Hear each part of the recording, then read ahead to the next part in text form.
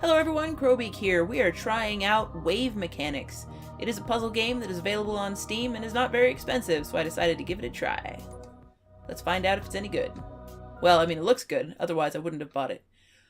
Match the color of the squares with the color of the frame. Numbers indicate squares' range and decrease after use. Select a square and choose a direction in which you want to send a wave. Once sent, the wave will change the color of every square within range. So I assume that this only has one. Oh, this is actually a puzzle with text around it. So let's see. Boop. Boop. Let's see. Oh, wait. Nope. We wanted to make everything blue. Restart all the things. Okay, if we want to make everything blue, then we want to do this and that and that. I definitely had the wrong idea starting out. Alright. Yay.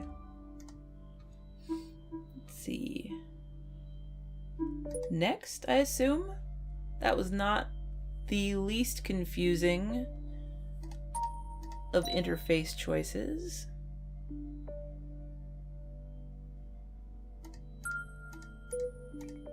Whoops. Whoops! That was okay. We want to do this, and we want to do that. I assume we do this? Ah, so it toggles back and forth. Okay. I'm down. So this is gonna, we want blue to be our color. This is gonna go that way. This is becoming more difficult fairly quickly. I assume I have to use all of the numbers? Huh. Maybe I don't. Maybe I just have to turn everything blue. So I'm going to assume for a moment that I don't have to do anything with this guy. Except I definitely do, because I need to change this somehow. Which direction should I take it? If I go... Let's see. Well, it seems pretty clear that I need to do that. I'm gonna start doing things that look... Oh. Oh. That's what they meant by range decreasing. Okay. So if I do...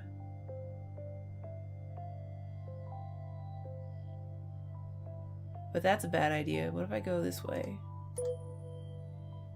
There we go. Aha! Aha! I am a figure outer of things. That was a bad idea. What am I missing here? Nope. If I do this...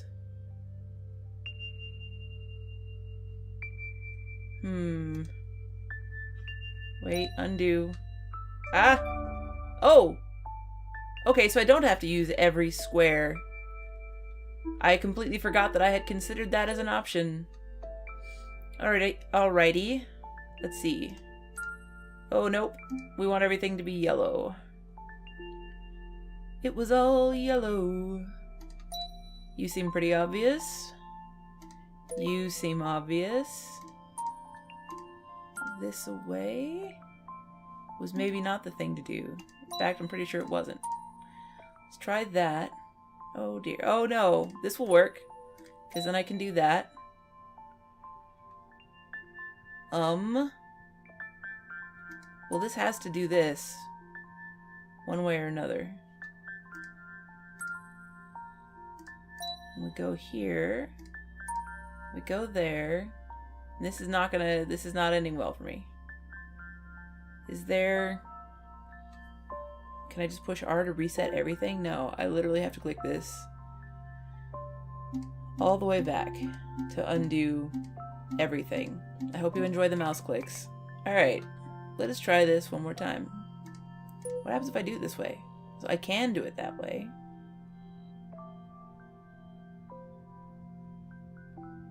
Question is, do I really want to? Well, this This puzzle, I'm on what? Puzzle 4? This is neat. I don't feel stumped. But this is not a puzzle game for the faint of heart. That's for sure. This is a puzzle game which... Maybe I want to do this, and then that. And then I can go here and here. Nope. This puzzle game is one which has very simple mechanics, which is not a bad thing by any means. I like puzzle games like that. They are easy to get into. But this puzzle game also is one which... That's going to be the only way to flip those. Flip that. Flip this. This puzzle game is one which... If I go this way, and then that way, and then this way, and then... Nope. I'm really close now.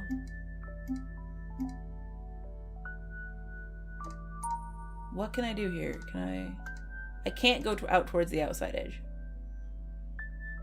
I can do that. I can do this. Let's see. I need to back up until I have a place where I can put I can shoot this way, and then that way, and down, and bam. Excellent. As I was saying, this is a puzzle game which has very minimalistic mechanics, at least so far, and I don't see a need for them to get more crazy than this, to be honest. But precisely because the mechanics are so simple, see, I'm gonna have to do, oh, I'm going for blue this time. Whoops. I want everything to be blue. Everything to be blue. So we're gonna start with that. And then I think go here and here. That was maybe a bad idea. The fact that the mechanics are so simple makes the possibility space for puzzle solutions quite large. And it didn't take long for that to happen. This is not a bad thing. I like it a lot, actually. Do this, and do that, and crap.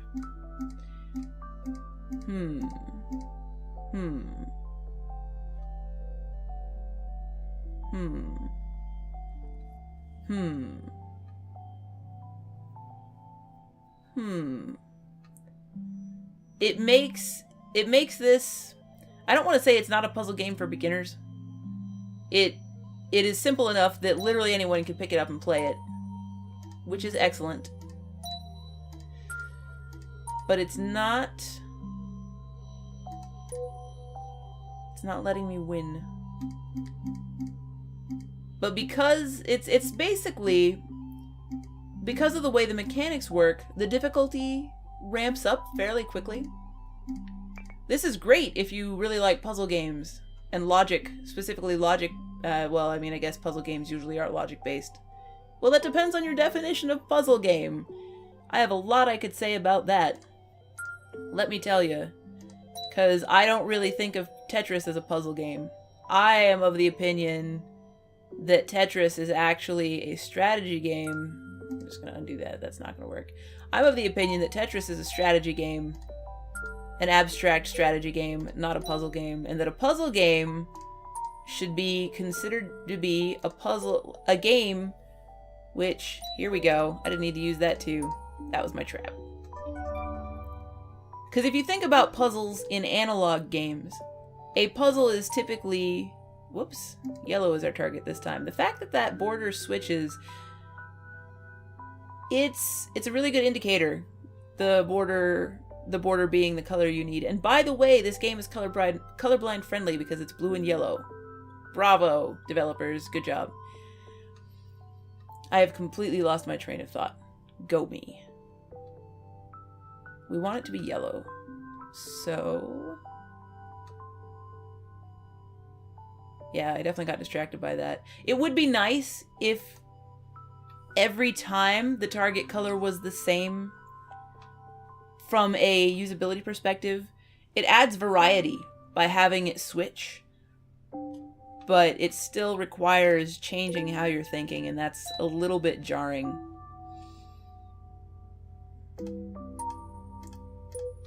Doot, doot, doot. This is neat. I'm having to flip things back and forth. That's not gonna work.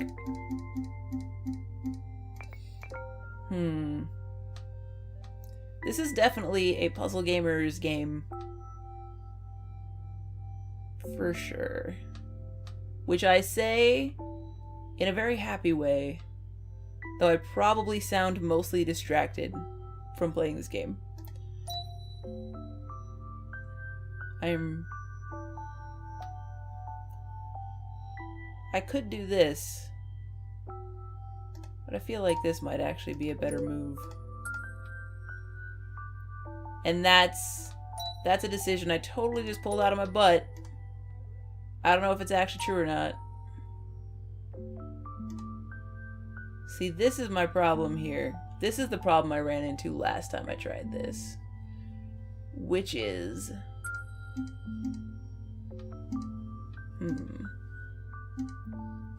Is that... Let's see.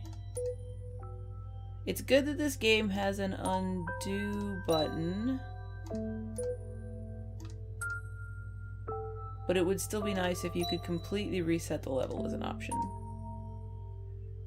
If I do this, and this, and this, I can do that, and that. Then I'm back to the problem I had over here. Which is... Actually, nope. Nope. Haha! Victory!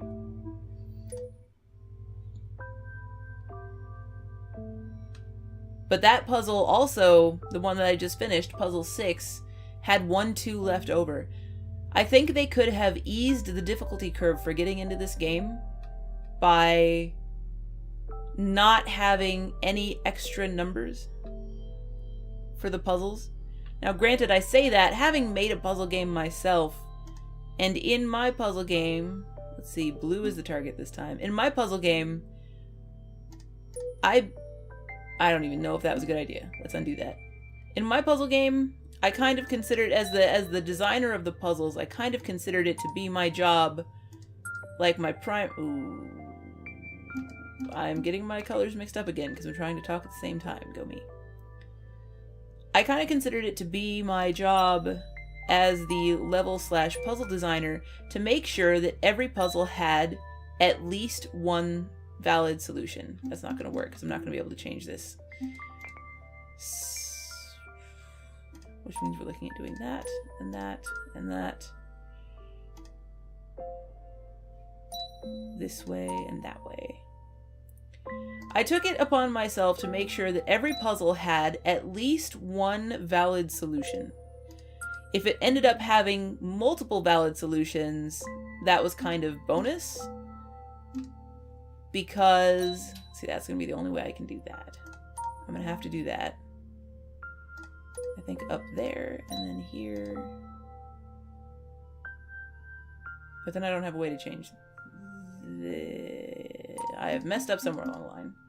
Back, back, back, back, back. If there happened to be... I remember where I lost my train of thought. If you look at analog puzzles, you have a starting state for the puzzle, like here. This is a puzzle that's a good analog to analog puzzles. That's not the way to say that. This is analogous to an analog puzzle, like a jigsaw puzzle that you might have, or better yet, a pencil logic puzzle. You have a starting board state, and I know what my target board state is. My target board state is no yellow, everything blue. It doesn't matter if there are any numbers left over at the end or not, as long as all of the squares are blue. So, I know that if I take this and I throw it this way, and this is good UI here too, these tiles darken to show you which ones exactly are going to be affected. I know that if I throw the two this way, it's going to flop both of these. This one will become yellow, this one will become blue. And if I go down here, these two will both become blue. If I go over here, I can throw it this way, but I lose one one potential square flop and only flop this one. And maybe that's what I want to do, right? That's an option I have. This is an option I have. This is an option I have. Up is not an option I have with this 2 block here because there are no blocks here. You can use less than the maximum, but you must flip at least 1 block with every use of the thing. So I have 3 options here. And once I use it, it becomes a 1 and I can use it again. That's my basic tool set for this game. In fact, that might be a good idea. Start from this side. That's my basic tool set for this game. And I can start at one edge and try to sort of work my way this way, which seems to be working pretty well as a strategy. I find a place where it seems pretty clear that I have to do this or have to do that, and sort of work my way around. If I was doing a jigsaw puzzle, a traditional analog jigsaw puzzle, the way my the strategy that my grandmother taught me when she first introduced me to jigsaw puzzles was to start by pulling out all of the edge pieces and putting them together and creating the border of the puzzle. And that gives you an anchor point, a starting point. Not everyone does that with jigsaw puzzles though. Some people separate all the pieces so that, okay, these all kind of look the same, and these pieces kind of look the same, and these pieces kind of look the same, until they have a whole bunch of smaller parts, smaller sections that they can start putting things together, and eventually they have a whole bunch of bigger pieces that they can put together. That, to me, is what a puzzle really is. You have a starting state. In the case of a jigsaw, it's all the pieces are scattered and scrambled and whatever. In the case of this, you start with some being yellow and some being blue, and you have a target end state for your puzzle. For a jigsaw puzzle, you want all the pieces to be lined up so that you have this nice rectangular picture. All the pieces are lined up so that all their edges match and everything. In this, the desired end state is all of the tiles match the color of the border. And then whatever strategy you use to achieve that is your decision. You have certain rules you can use. With a jigsaw puzzle, like, the only rule is that the pieces must fit together, and you really shouldn't force them because they're not meant to do that, and you're gonna probably rip them up that way. It's really bad for the puzzle pieces and the puzzle. With this, I have these numbers and how the numbers work and how tiles flip. I'm not sure I want to do that. So this, to me, is really what a puzzle game is. A puzzle game is, in terms of video games, is a game which has a series of puzzles that you have to solve. And they're not always this blatantly easily analogous to what an analog puzzle game is, or an analog puzzle is, not puzzle game, but puzzle is. This one is a really straight shot for that. For my game that I made, Ultra Hat Dimension, our puzzle game involves moving around on a grid. It's one of those, and you have enemies that you have to, that you can move. Like, we have certain rule sets. I don't really want to describe the thing here. I don't want these to be an advertisement for the game. But when you have a game that is a series of puzzles, where the user has certain tools at their disposal and can take multiple strategic approaches, when you're making a puzzle, you need to make sure that there is at least one solution. But chances are good that you're not going to see every possible solution, especially with something like this where you have a minimalistic rule set. There's probably going to be ways to solve the puzzle that you don't see. What that means for this game, I think, I don't know. The past couple of puzzles I've solved and still had a 2 left that I didn't even touch. Was that intentional? Was that an alternate puzzle solution that the designer didn't see? Because one of the most awesome things about watching other people play my game is seeing them come up with things to do in the game that I didn't even know were possible. People have found ways to beat Ultra Hat Dimension, or to beat certain levels in the game that oops, that's not going to work at all. This has to go here, which means this has to go here. I don't know what to do with myself. Yeah, I do. Do that, and that, and that, and that. And then cry. Nope, not cry. No more cry. My brain turned on, and now I just want to do this puzzle. One moment, please. I got this. I got this without kind of busy talking about it and didn't do this thing. But anyway, my point is, when you're designing puzzles like these, sometimes people will come up with solutions that you didn't envision. Ooh, things just got more interesting. Top half has to be blue, bottom half has to be yellow. Very nice. So to try to finish my thought, my train of thought from before, when you're designing the puzzles, sometimes you don't see alternate solutions, and that is especially dangerous in the early stages of the game when players are getting used to the game, because if there are multiple possible options for solving the puzzles, it becomes harder or easier. Like, there's advantages and disadvantages. The reason that when I was making my puzzle game, I decided to make sure there was at least one solution, and unless I was trying to teach a new mechanic, not disallow other solutions, was that since different people think in different ways, having multiple options available for solving the puzzle increases the chances that someone will solve the puzzle. If there's more than one way to do it, then they have more freedom to try different things and have it work. If there's only one solution and they don't see that one solution, then they're going to have trouble getting past the puzzle, solving the puzzle, and in the case of a puzzle game, getting to the next puzzle to continue on. So the larger the possibility space is, the more there's sort of like a critical mass, a point at which there are too many options in the level, and the level becomes way harder than you expect it to be. And I think the earliest levels of this game they have too many possibilities.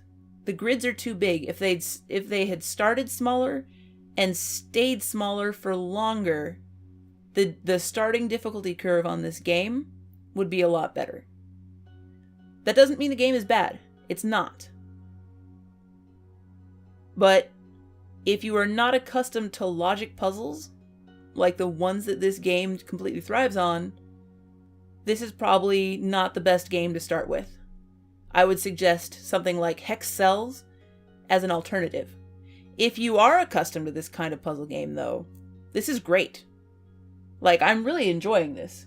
Even though I'm talking over it while I play, or talking through it while I play. Let's see, we want that to be blue, this to be blue, this to be blue, this to be blue. So that's the top done. Yellow plus. That's the only that's not the only option I have there. New. Perfect. Yes. And bam. See, that one's good. I don't think there was another way to solve that. I don't know. Maybe there was. But yeah, let's see. And see, this one's not half and half. This is a really good indicator. And now that I'm seeing these puzzles where you want some of the tiles to be yellow and some to be blue, it now completely makes sense that it flopped back and forth in the first chapter. They needed the player to get used to the fact that sometimes you want the tiles to be yellow and sometimes you want them to be blue. It wasn't just an aesthetic choice that made things harder on the player. Let's see. Oh, we need everything below that to be blue. So let's see, blue U, blue U. It's very easy to get distracted playing this because it is quite fun. Okay, so we don't even need to, oh dear, nope. This has to go down this way, because otherwise I have no way to change that. You can go here, you can go there, but then you have to change again. Down, because had I made that go up, it would have been bad. Alright, so blue and blue. Bam. Yeah, if you like logic puzzles, this is a really good game to get.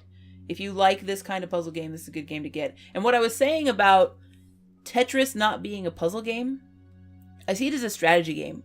It I think most people would call Tetris and other games like Tetris those block drop games, puzzle games. And there is a jigsaw puzzle-like element to them.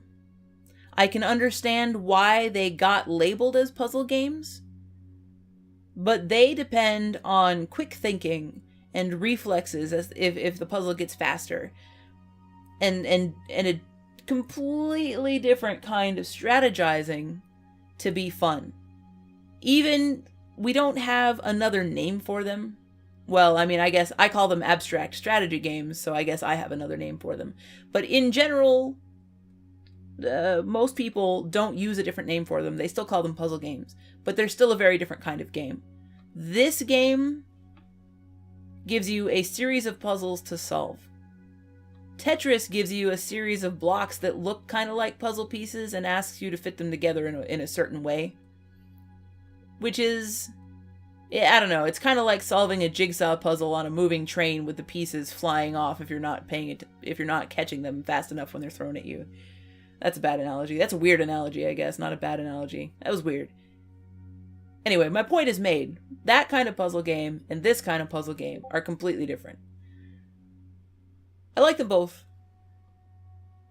But here we are. Such is life. And I think I've about run out of things to say. So I think I'm going to make this the end of this first impressions video. TLDR, good game. I like it. If you like puzzle games, if you like this kind of puzzle game that requires logic to solve puzzles from one puzzle to the next, you should definitely get it.